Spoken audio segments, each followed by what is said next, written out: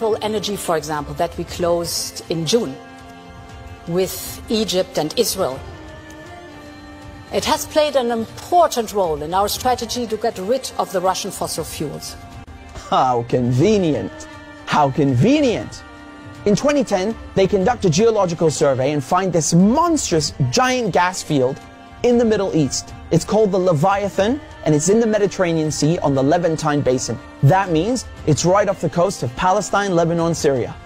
Syria initially declines offers over its gas reserves and simultaneously refuses to lay pipes for a Qatari gas project.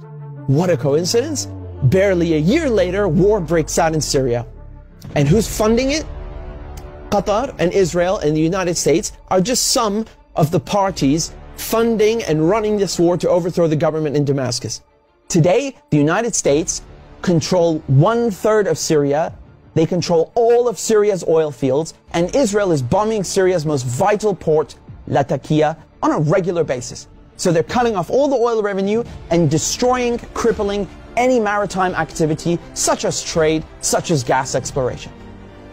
Another major port on the Levantine coast is in Beirut, which mysteriously explodes in 2020.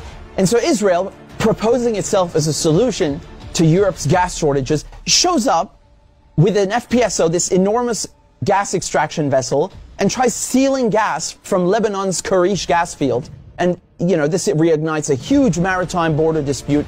And Israel has to go and beg the United States to solve this diplomatically, because Hezbollah said, if you steal 1 cubic inch of our gas, we will fire our missiles on your ship. Now we come to Gaza. Gaza also has its own unexplored gas fields. Gaza is also a concentration camp run by the Israelis, and it's been under siege by Egypt and Israel under naval blockade since 2007. I mean, you can't even fish properly, let alone extract gas. And so now, the Lebanese, the Syrian, the Palestinian ports, they're all out of action, and the only working port left in the coast is the Israeli port on Haifa. I mean, how